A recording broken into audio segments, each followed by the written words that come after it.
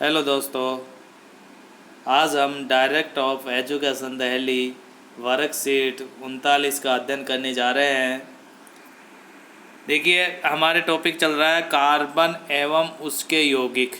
पिछली वर्कशीट में भी हमने कार्बन एवं उसके यौगिकों की संरचना, हीरा और ग्रेफाइट में अंतर, ये पढ़ा था। अब आज हम संतृप्त एवं असंतृप्त कार्बन यौगिक के बारे में पढ़ेंगे कि संतृप्त और असंतृप्त कार्बन यौगिक क्या है।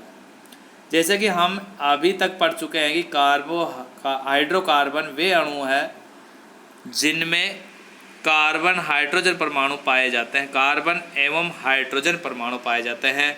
दोस्तों, आपने पढ़ा है पिछली वर्कशीट में कि कार्बन, हाइड्रोजन और सल्फर, नाइट्रोजन, इनसे आबंध बनाता है कार्बन। तो देखिए, यहाँ पर कार्बन और हाइड्रोजन परमाणु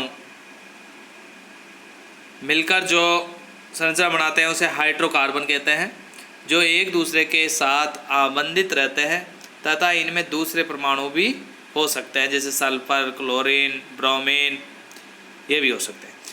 ये हाइड्रोकार्बन दो वर्गों में वर्गीकृत होते हैं। हाइड्रोकार्बन दो प्रकार के होते हैं, एक तो संतृप्त और एक असंतृप्त हाइड्रोकार्बन। हाइड्रोकार्बन के प्रकार यहाँ पर देखिए, संतृप्त हाइड्रोकार्बन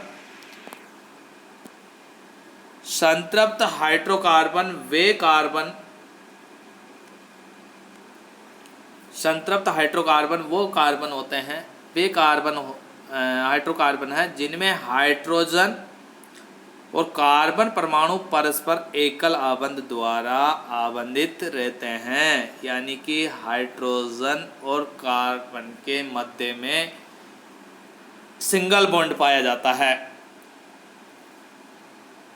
वो संतृप्त हाइड्रोकार्बन कहलाते हैं। और यदि कार्बन और हाइड्रोजन के मध्य में डबल बॉन्ड या ट्रिपल बॉन्ड यदि पाया जाता है तो वह है संतृप्त हाइड्रोकार्बन होते हैं। दोस्तों, यहाँ पर देखिए, हम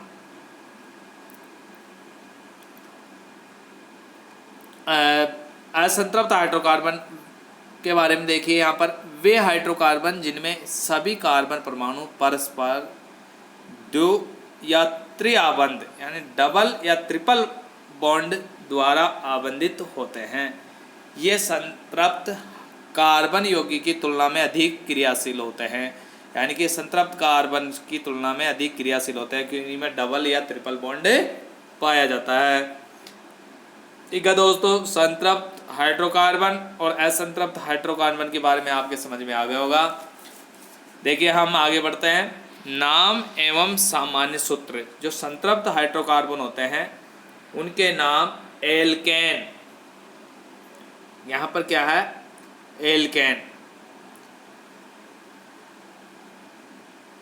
से शुरू होते हैं। एल्केन उसका सामान्य नाम होता है। एल्केन जो संतृप्त होते हैं उन्हें एल्केन कहते हैं और इनका सूत्र है CnH2n+2। Alkene CnH2n, alkyne CnH2n-2। देखिए दोस्तों, यहाँ पर देखिए आप, एल्केन में जैसे मेथेन, तो एन, एल्केन होते हैं उसके एन लगता है लास्ट में। इनके लास्ट में क्या लगता है, एन। इनके लास्ट में एन लगाया जा रहा है। देखो दोस्तों, एन लास्ट में लगता है। मेथेन, जैसे एक कार्बन होता है मेथेन, दो कार्बन होता है एथेन, तीन कार्बन होता है प्रोपेन, चार होता है ब्यूटेन, 5 पेंटेन। इस प्रकार से एन लास्ट में लगता है जो संतृप्त होते हैं। इनका आणविक सूत्र CnH2n+2 यानी कि कार्बन परमाणु, यहाँ पर देखिए कार्बन परमाणु कितना है, एक है। कार्बन परमाणु एक है तो CnN क्या है, एक है।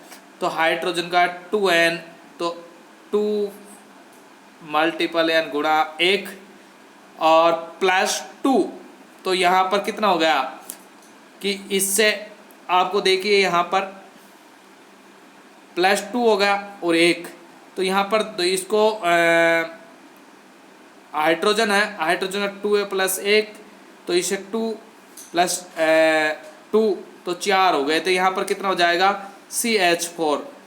ठीक है, इस प्रकार से एथेन में कितना हो जाएगा, दो दो का इससे 2 से गुना 4 + 2 कितने हो गए 6, तो C2H6। तो इसमें ये सूत्र है, methane, ethane, propane, butane, pentane, इस प्रकार से चलता है। तो ये संतृप्त हाइड्रोकार्बन हो गए दोस्तों। इसके बाद में देखिए हम आगे बढ़ते हैं।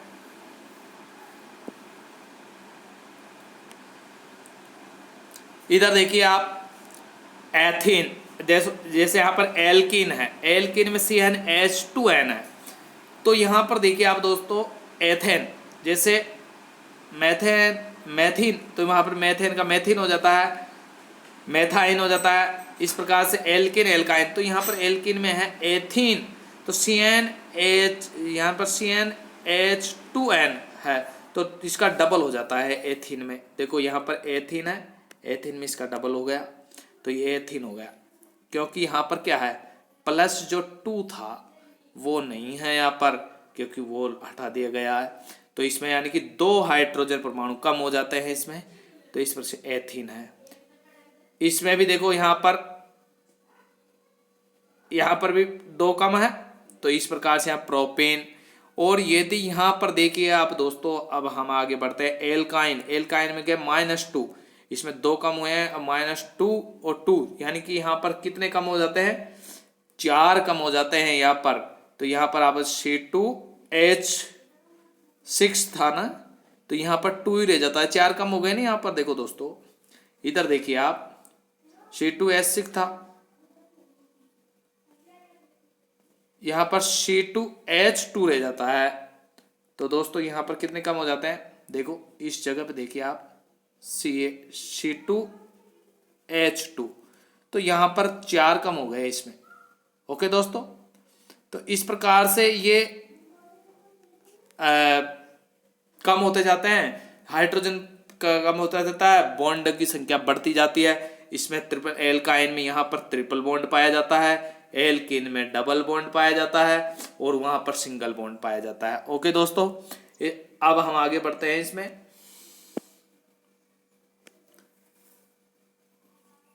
देखिए ये हो गया। इसके बाद में देखो आप यहाँ पर इलेक्ट्रॉन बिंदु संरचना। अब देखो इलेक्ट्रॉन बिंदु संरचना,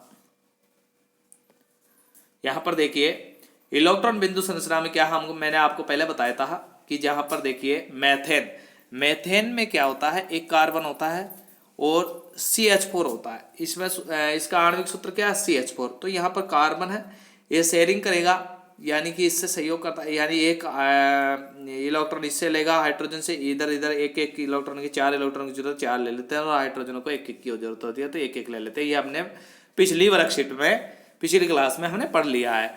तो यहाँ पर मेथेन है, तो देखो मेथेन यहाँ पर ये जो क्रॉस X वाला है वो हाइड्रोजन का इलेक्ट्रॉन है, और बिंदु वाला वो ये X वाला कार्बन का, और बिंदु वाला हाइड्रोजन का है। तो इस प्रकार से ये शेयरिंग करेंगे और अपना जोड़े बनाते जाएंगे, और इस प्रकार से मेथेन की संरचना बनती है। तो ये मेथेन का है, ये एथेन का है, इस प्रकार से प्रोपेन, ब्यूटेन, पेंटेन, इस प्रकार से सभी का इस प्रकार से बनता है। अब देखो यहाँ पर पेथेन का ऐसे है, फिर यहाँ पर देखो मेथेन हो गया, मेथेन के बाद में एथेन, यहाँ पर दोनों कार्बन, ये दोनों ये पेयरिंग करते हैं, तो यहाँ पर सिंगल बॉन्ड बनता है। यहाँ पर क्या है दोस्तों, यहाँ पर सिंगल बॉन्ड ही बन रहा है। ठीक है, अब देखो यहाँ पर डबल और ट्रिपल बनेगा। ये आ गया एल्किन, एल्काइन, तो एल्किन में यहाँ पर एथेन, यानी एथीन, एथेन हो गया। एथेन है यहाँ पर, एथेन 2 कार्बन है, और एथीन में 3 कार्बन हो गया। वो सॉरी, इसमें 2 कार्बन है एथीन में, और क्या है, कितने हाइड्रोजन है, 6 हाइड्रोजन है। यहाँ पर क्यों यहाँ पर 2 कम हो जाते हैं, तो वहाँ 6 है, यहाँ पर 4 है। तो एथेन में यहाँ पर 2 कार्बन और 4 हाइड्रोजन है। अब आपको पता है यहाँ पर डबल बॉन्ड बनेगा जब ये क्यों, कार्बन की संयोजकता कितनी है, 4 है। तो 1 2 कार्बन हाइड्रोजन इधर जुड़ रहे हैं, तो 2 इधर जुड़ने चाहिए, तो यहाँ पर डबल बॉन्ड बन जाता है, तो डबल बॉन्ड ये बन जाता है। तो कार्बन कार्बन के मध्य में डबल बॉन्ड पाया जाता है, और एथीन का निर्माण होता है। तो इसकी संरचना इस प्रकार से है। फिर एथाइन आ जाता है। एथाइन में यहाँ पर ट्रिपल बॉन्ड बनता है। ट्रिपल बॉन्ड में आपको पता है कार्बन कार्बन के मध्य ट्रिपल बॉन्ड हो जाता है, एक एक हाइड्रोजन इधर जुड़ जाता है, तो ये एथाइन बन जाता है। इस प्रकार से ये संरचना बनती है। ऐसे ही methane, ethane, propane, butane, pentane सभी के साथ में ऐसी ही ऐसे नियम चलते हैं और इसी प्रकार से संरचनाएं बनती है। अब देखो दोस्तों, हम नेक्स्ट आगे बढ़ते हैं। श्रृंखलाएं क्या होती है? देखिए दोस्तों, यहाँ पर श्रृंखलाएं क्या है? क्रम से 1, 2 तथा 3 कार्बन परमाणु वाले कार्बन यौगिक मेथेन, एथेन, प्रोपेन। यहाँ पर मेथेन है, एथेन है, प्रोपेन है। तो ये कार्बन परमाणु की इस प्रकार की श्रृंखला में कई कार्बन परमाणु हो सकते हैं। मेथेन, एथेन तथा प्रोपेन है और कार्बन परमाणु की इस प्रकार की श्रृंखला में कई कार्बन परमाणु हो सकते हैं। दोस्तों देखिए, यहाँ पर नाम और सूत्र और संरचनाएं। तो मेथेन में आपको पता है, मेथेन में CH4 और इसकी संरचनाएं स्ट्रक्चर इस प्रकार से सिंगल बॉन्ड पाया जाता है। सिंगल बॉन्ड है सभी में, क्योंकि ये संतृप्त है सभी। तो मेथेन में इस प्रकार से क्या, तो H2N+2 हो गया, तो ये भैया C2H6, तो H6 के एथेन हो गया। प्रोपेन, बुटेन में C4H10 है। पेंटेन में C5H12 है, 12 है। हेक्सेन में C6H14 है, हेक्सेन, हेप्टेन, इस प्रकार से आगे ऑक्टेन, इस प्रकार से आगे बढ़ती रहती है श्रृंखलाएं। अब देखिए दोस्तों, ये तो होगी श्रृंखलाएं। श्रृंखलाएं में आपको पता होना चाहिए, श्रृंखलाएं में क्या है कि ये कार्बन परमाणु के जुड़ने से, जैसे 1, 2, 3 कार्बन परमाणु ऐसे जुड़ जाते हैं, मेथेन, एथर, प्रोपेन, ऐसे कार्बन परमाणु की श्रृंखलाएं बनती जाती है। और ये श्रृंखलाओं के कारण ही ये मैत्री तत्व होता है। यह आपने पिछली वर्कशीट में पढ़ा है। अब देखिए यहाँ पर शाखाएं क्या है? 4 कार्बन परमाणु से बने ब्यूटेन के कंकाल बनाए तो 2 विभिन्न कंकाल बन सकते हैं। ब्यूटेन, प्रोपेन, किसी प्रकार से किसी को भी ले लो। तो यहाँ पर इसके हम जैसे इस प्रकार से यहाँ पर देखो क्या है, ये 4 कार्बन है, इसकी एक श्रृंखला तो ऐसे बन गई। और इस प्रकार से इसमें इस प्रकार से लगा सकते हैं, इस हाइड्रोजन लग जाता है, इस प्रकार से हाइड्रोजन लगा दिया ना हमने। तो यहाँ पर इसके इस प्रकार से ये संरचना ये बन गई। तो इस प्रकार से ये हाइड्रोजन इस प्रकार से बन जाती है और इस प्रकार से इसको इस प्रकार से बन जाता है। इसे इस प्रकार से यहाँ पर देखिए, हम इसको किस प्रकार से बना सकते हैं? ये ब्यूटेन की है तो हम प्रोपेन की बना सकते हैं। इसको हटा दो और यहाँ पर कार्बन लगा दो, हम एक हाइड्रोजन और लग जाएगा यहाँ पर। तो 2 इसमें से इसको हटा दिया हमने, एक लगा दिया, यहाँ पर 2 कम हो जाते हैं, तो ये प्रोपेन हो गया। तो इस प्रकार से इसकी संरचना को इस प्रकार से हम आगे बढ़ते हैं। देखो यहाँ पर देखिए आप, ये देखो इसको इस प्रकार से अभी ये जो इस प्रकार से बना सकते हैं। तो इस प्रकार से श्रृंखलाएं हम 2 प्रकार से बना सकते हैं, 2 विभिन्न कंकाल बना सकते हैं। सहसंयोजकता के आधार पर हाइड्रोजन बनने इसके निम्नलिखित संरचना प्राप्त होती है। देखो यहाँ पर देखो आपको, इसमें क्या है, 1, 2, 3, 4 तो ब्यूटेन, तो ब्यूटेन को इस प्रकार से हमने भर दिया, इसको इस प्रकार से भर दिया। तो ये दोनों संरचनाओं को एक ही सूत्र C4H10 है, दोनों संरचनाओं में सूत्र तो एक है। तो अब देखिए यहाँ पर दोस्तों, यहाँ पर कुछ चीज यहाँ पर एक परिभाषा निकल के आ रही है कि समान आणविक सूत्र क्या है? C4H10, समान आणविक सूत्र, लेकिन विभिन्न संरचनाओं वाले, यहाँ पर क्या, विभिन्न संरचनाओं वाले ऐसे यौगिक संरचनात्मक समयावयवी कहलाते हैं। अब देखो C4H10 आणविक सूत्र है, पर इसकी संरचनाएं 2 अलग अलग है। एक तो बिल्कुल श्रृंखला के रूप में और एक थोड़ी अलग शाखाओं के रूप में। तो 2 इनकी संरचनाएं अलग अलग हो गई। तो ऐसे यौगिक जिनका आणविक सूत्र तो समान हो पर उनकी संरचनाएं भिन्न भिन्न हो, ऐसे यौगिक को संरचनात्मक समयावयवी कहते हैं, कहलाता है। यानी कि समान आणविक सूत्र लेकिन विभिन्न संरचनाओं वाले ऐसे यौगिक को संरचनात्मक समयावयवी कहते हैं, जिनकी संरचनाएं भिन्न भिन्न होती है, आणविक सूत्र समान होता है। दोस्तों इस प्रकार से ये आपकी परिभाषा कंप्लीट हुई। आपसे पूछ ले जाए कि संरचनात्मक समयावयवी किसे कहते हैं, कि वो जिनके आणविक सूत्र तो समान होते हैं पर उनकी विभिन्न संरचनाएं पाई जाती है, उन्हें संरचनात्मक समयावयवी कहते हैं। दोस्तों अब नेक्स्ट आगे बढ़ते हैं हम। ये आपके समझ में आ गया होगा, शाखाएं हो गई, ये हो गए वलय। वलय क्या होती है? देखिए दोस्तों, वलय। कुछ यौगिकों में कार्बन के परमाणु वलय के आकार में व्यवस्थित होते हैं, जैसे साइक्लोहेक्सेन का आणविक सूत्र C6H12 है। जैसे साइक्लोहेक्सेन का आणविक सूत्र क्या है? C6H12, यानी C6H12 है, C6H12। ठीक है दोस्तों, अब देखो यहाँ पर आपको ये तो आप जानेंगे होंगे कि किस प्रकार से कार्बन है। 6 कार्बन है तो यहाँ पर देखो 6 कार्बन है, ये 6 कार्बन, इससे हाइड्रोजन जुड़ गया और ये बंद होता है। वो एक श्रृंखला के रूप में होता है, ये बिल्कुल बंद होता है। इसी प्रकार से साइक्लोहेक्सेन साइक्लोपेंटेन का जैसे C5H क्या होता है? H10 होता है। उसी प्रकार से इसका C6H12 है। तो उसके ऐसे ये बढ़ता जाता है। तो देखिए दोस्तों, अभी इसमें देखो आप यहाँ पर किस प्रकार की संरचनाएं बनती है। ये इस प्रकार से संरचनाएं बनी हुई है यहाँ पर। ठीक है, तो ये साइक्लोहेक्सेन है, बंद है चार तरफ से, तो इसे साइक्लोहेक्सेन कहते हैं दोस्तों। अब हम आगे बढ़ रहे हैं इसमें। देखो, ये संतृप्त और असंतृप्त हो सकते हैं, जैसे बेंजीन। आपको पता है बेंजीन में क्या है? यहाँ पर संतृप्त और असंतृप्त हो सकते हैं। यहाँ पर हाइड्रोजन कितने हैं? 1 2 3 4 5 6। तो C6H6 हो गए, यानी आधे कम हो गए। इससे कितने हो गए? आधे कम हो गए। तो ये बेंजीन बन जाता है इसमें, यानी डबल बॉन्ड, दो डबल बॉन्ड हो जाते हैं, तो ये बेंजीन होता है।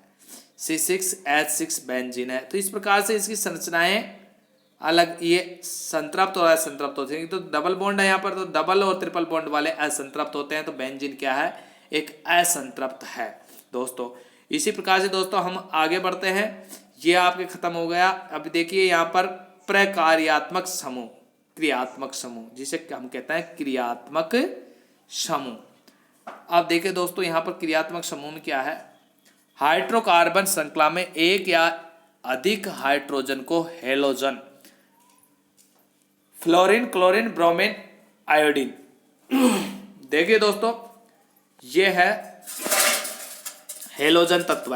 हेलोजन तत्व याद करने का एक फॉर्मूला है, फिर कल बाहर आई आंटी। देखिए दोस्तों, यहाँ पर इसका एक फॉर्मूला है, फिर कल बाहर आई आंटी, यानी फ्लोरीन, क्लोरीन, ब्रोमीन, आयोडीन। तो ये सब हेलोजन तत्व है, आप याद रख सकते हो इसको। फिर कल बाहर आई आंटी, इस ट्रिक्स के आधार पर आप इसको याद रख सकते हो। यहाँ पर ऑक्सीजन भी है,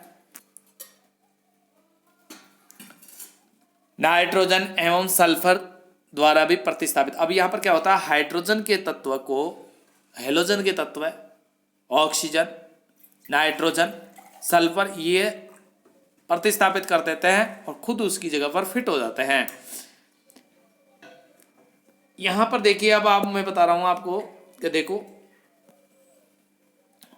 ताकि कार्बन की संयोजकता संतुष्ट रहे, क्योंकि कार्बन की संयोजकता संतुष्ट रखनी है, यानी कि कार्बन की संयोजकता यानी कि कितनी है? 4 है। वो 4 आबंध से जुड़ा रहना चाहिए।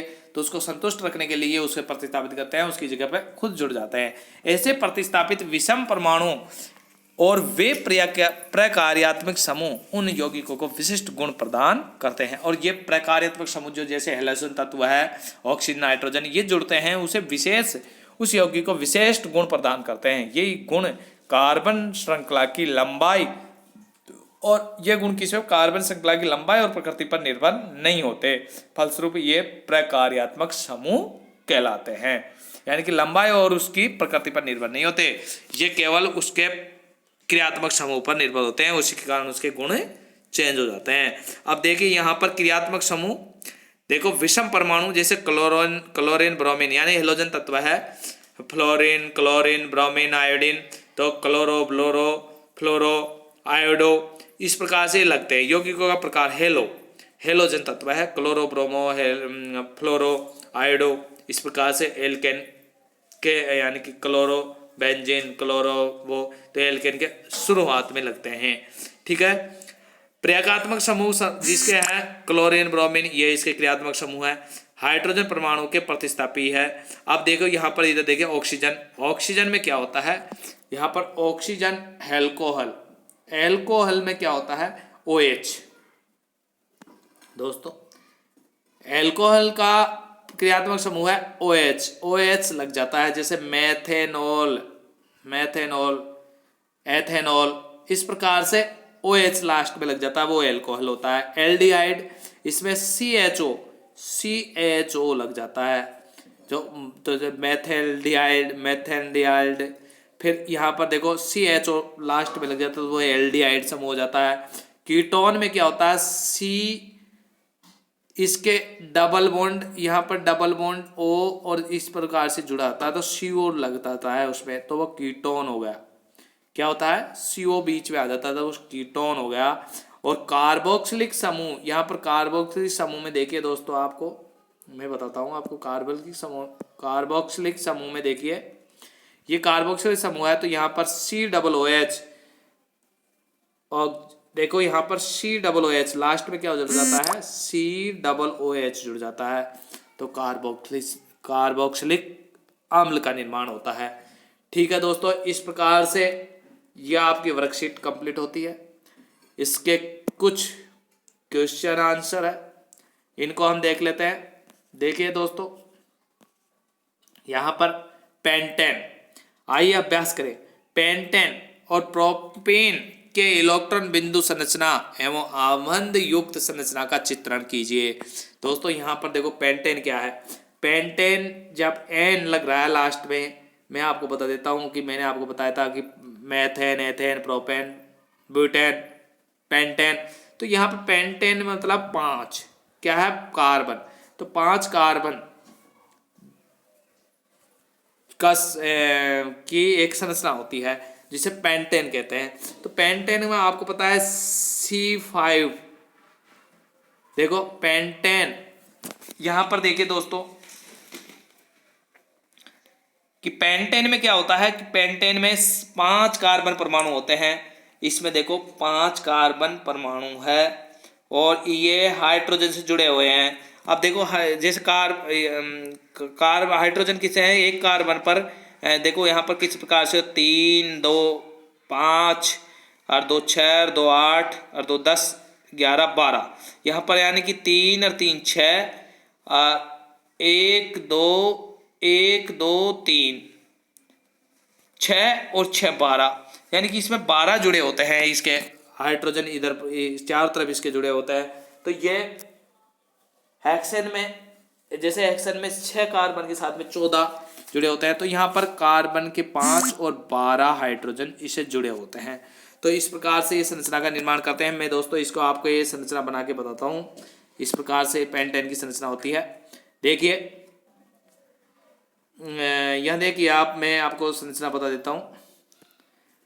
5 कार्बन हो गए, 1 2 3 4 4 और ये 5, ठीक है। इससे हाइड्रोजन जुड़ गया, इधर जुड़ गया, यह हाइड्रोजन जुड़ गया, यहाँ पर हाइड्रोजन जुड़ गया। प्रत्येक कार्बन से आपको पता है, प्रत्येक कार्बन की संयोजकता कितनी होती है, 4 बॉन्ड से जुड़ा होना चाहिए जब संतृप्त रहता है। सभी के पास में सिंगल सिंगल है ना, तो संतृप्त है। पेंटेन क्या है, एक संतृप्त हाइड्रोकार्बन श्रृंखला है।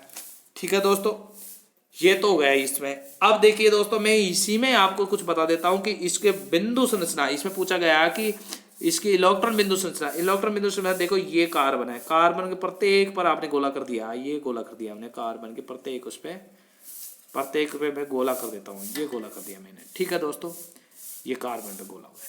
अब देखो यहाँ पर ये मैं एक्स वाला, तो कार्बन का इलेक्ट्रॉन है, ये एक्स वाला, एक्स वाला किसका है, कार्बन का। मैं दोनों तरफ कर देता हूँ, कार्बन के एक्स, इसको जरूरत पड़ती है, आपको पता है कार्बन को जरूरत है कितने की, 4, इसके शेयरिंग के लिए 4 इलेक्ट्रॉन चाहिए, इसके क्या 4 बॉन्ड चाहिए इसको। तो इस प्रकार से ये इस प्रकार से एक्स है।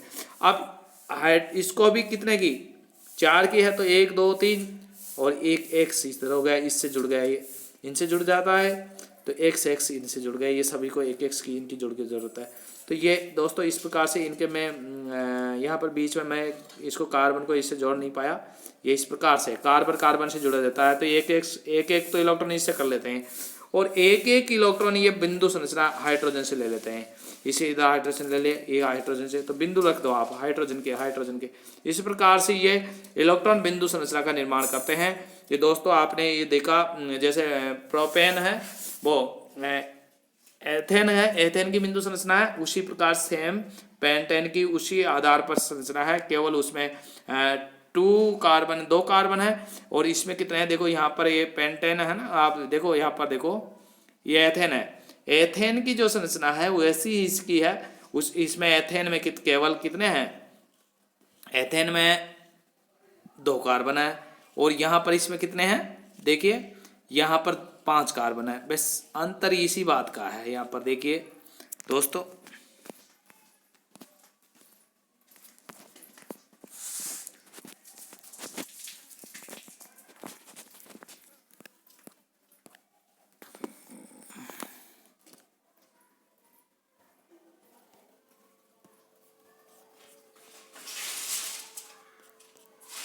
देखिए दोस्तों, इसी प्रकार से यहाँ पर थोड़ा सा कि यहाँ पर मैं डिस्टर्बेंस हो गया है क्योंकि मैंने दूसरी वर्कशीट निकलाई।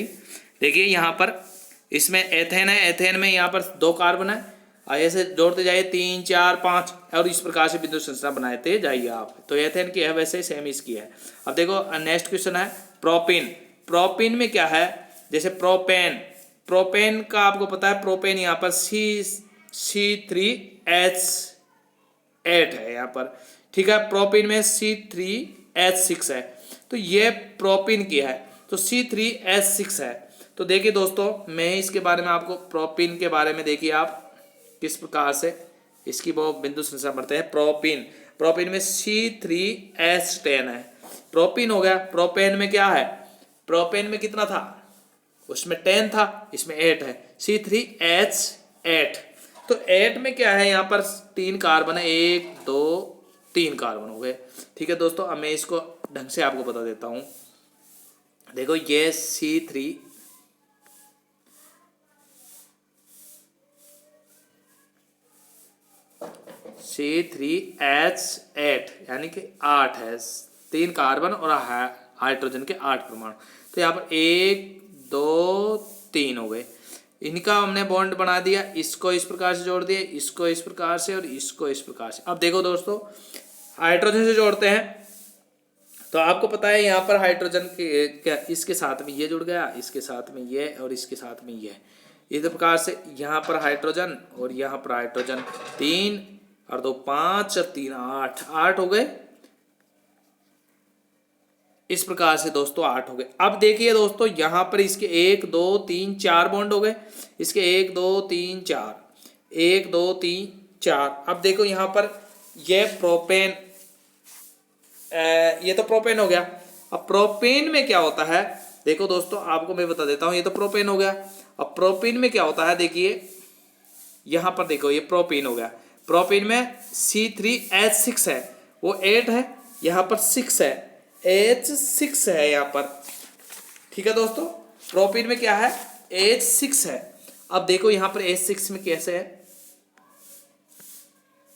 H6 में क्या है, हमने 3 कार्बन लिख दिया, ये कार्बन हो गए 3, ठीक है। एक हाइड्रोजन इधर जुड़ गया, एक यहाँ पर जुड़ गया, एक यहाँ पर जुड़ गया, और एक हाइड्रोजन इधर जोड़ दिया हमने, एक हाइड्रोजन इधर जोड़ दिया और ये हाइड्रोजन हमने इधर जोड़ दिया। अरे दोस्तों, ये से आप ये इस प्रकार से हम कर सकते हैं। इस पर यहाँ पर देखो, आपको पता है एक बॉन्ड इधर, एक ये सिंगल बॉन्ड रहेगा, ये तो सिंगल है, और यहाँ पर आपको पता है दोनों कार्बन के, इस कार्बन के पास में 1 2 हो गए और ये 3 हो गए यहाँ पर, ठीक है। तो इसके पास में 4 हो गए, तो यह हाइड्रोजन हम यहाँ नहीं लगा सकते, तो एक हाइड्रोजन हमने कहाँ पर लगाया, इसमें एक हाइड्रोजन यहाँ जोड़ दिया। अब देखो 1 2 और 3 और 4, इसके 4 हो गए, 1 2 3 1 2 3 4, इसके भी 4 हो गए, और इसके भी 1 2 3, और यहाँ पर देखिए इसका ये नहीं है, तो 1 2 और 2 और 2 4, तो इसके भी 4 हो गए। तो इस प्रकार से संरचना बनती है। इसको मैं क्लियर और बना देता हूँ, आप समझ आपके थोड़ा समझ में आ जाएगा। देखिए देखो,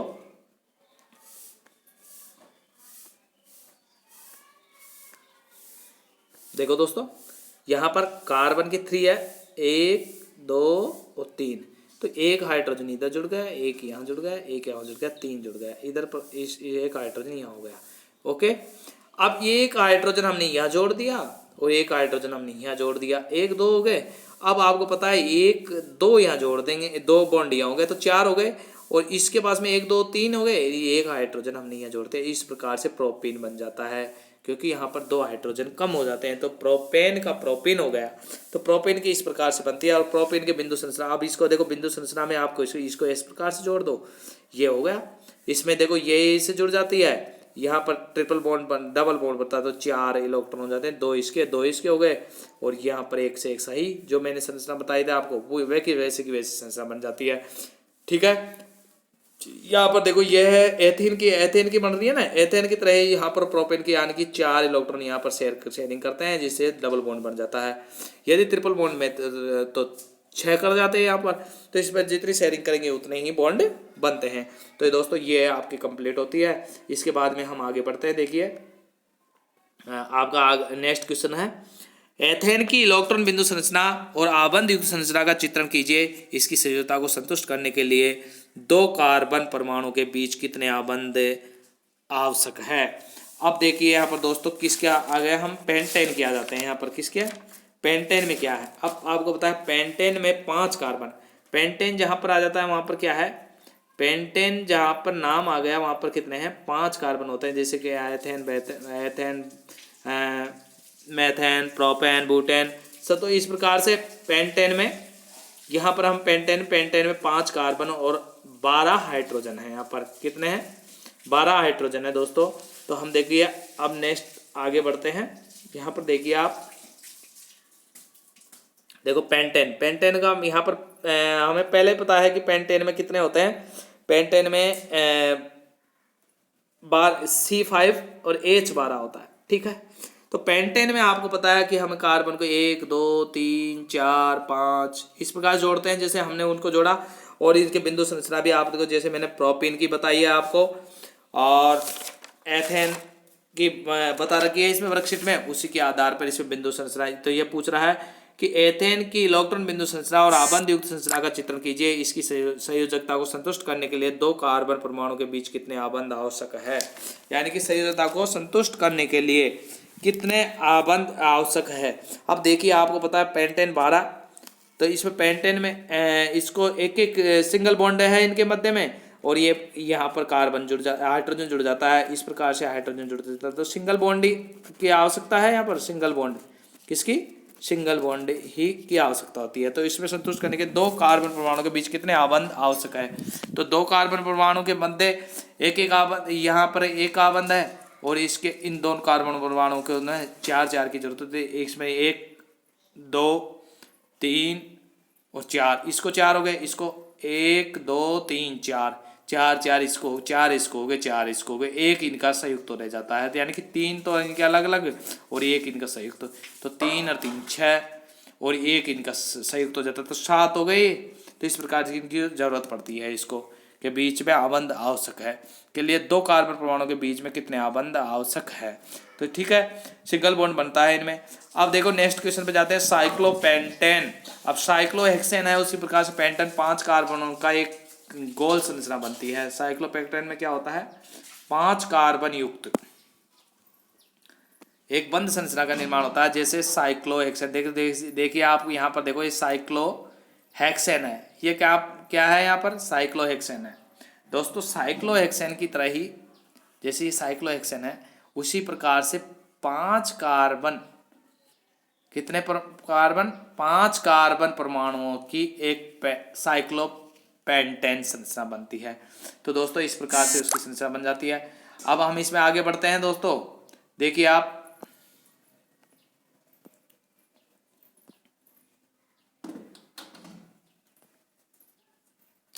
देखिए दोस्तों, हम इसमें आगे बढ़ रहे हैं।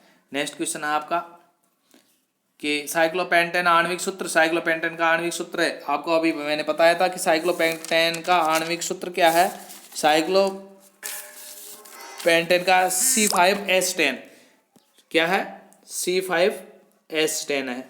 देखिए दोस्तों, इसका आणविक सूत्र क्या है, C5H10 है, ये साइक्लोपेंटेन हो गया। साइक्लोपेंटेन के बाद में देखिए आप, हम इसमें आबंध युक्त संरचना का चित्रण कीजिए। वो चित्रण आप बना सकते हो जैसे साइक्लो एक्शन का, उसी प्रकार से हम कार्बन, इस प्रकार से कार्बन का, हाँ हम कार्बन, ये कार्बन और ये कार्बन, यहाँ पर कार्बन लगा देते हैं, तो ये साइक्लोपेंटेन हो गया। तो इस पे हाइड्रोजन 1, इस पे 2 और 2 4 और 2 6 और 2 8 और 2 10 हो गए। ठीक है, तो इस प्रकार से साइक्लोपेंटेन का निर्माण होता है। आणविक सूत्र C5H10 है और इस प्रकार से इसकी संरचना बन जाती है दोस्तों। जैसे हमने, अब देखिए हम नेक्स्ट क्वेश्चन की ओर बढ़ते हैं। संतृप्त असंतृप्त हाइड्रोकार्बन। संतृप्त वो होता है जिसमें सिंगल बॉन्ड पाया जाता है, कार्बन कार्बन के मध्य सिंगल बॉन्ड पाया जाता है, संतृप्त होता है। और जिसके कार्बन कार्बन के मध्य डबल बॉन्ड या ट्रिपल बॉन्ड पाया जाता है, वो असंतृप्त हाइड्रोकार्बन होता है, जो उपरोक्त हमने पहले वर्कशीट में पढ़ लिया है।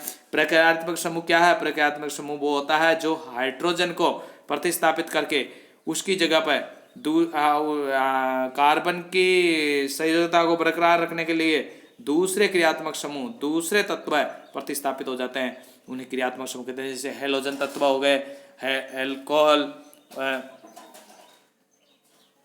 यहाँ पर क्या हो गया, जैसे आपको मैंने बताया था, इधर देखिए क्रियात्मक समूह में यहाँ पर कि हेलोजन आ जाता है इधर से, और एल्कोहल, एल्डिहाइड, कीटोन, कार्बोक्सिलिक अम्ल, ये सब क्रियात्मक समूह है दोस्तों। ठीक है दोस्तों, अब देखिए प्रक्रियात्मक समूह एल्कोहल एल्डिहाइड के सूत्र क्या है। तो एल्कोहल का OH है, देखिए यहाँ पर एल्कोहल का क्या है, OH है। और एल्डिहाइड का आपको पता है, एल्डिहाइड का CHO, यानी C इधर H और डबल बॉन्ड O, यानी कि CHO है, एल्डिहाइड का CHO है। इस प्रकार से दोस्तों आपकी ये वर्कशीट कंप्लीट होती है। मेरे हिसाब से आपके सभी के समझ में आ गया होगा। किसी भी दोस्त को यदि किसी प्रकार की कोई परेशानी हो या कोई डाउट हो तो वो मेरे से कमेंट बॉक्स में उसे लिख सकता है, मैं उसकी डाउट उससे क्लियर कराऊंगा।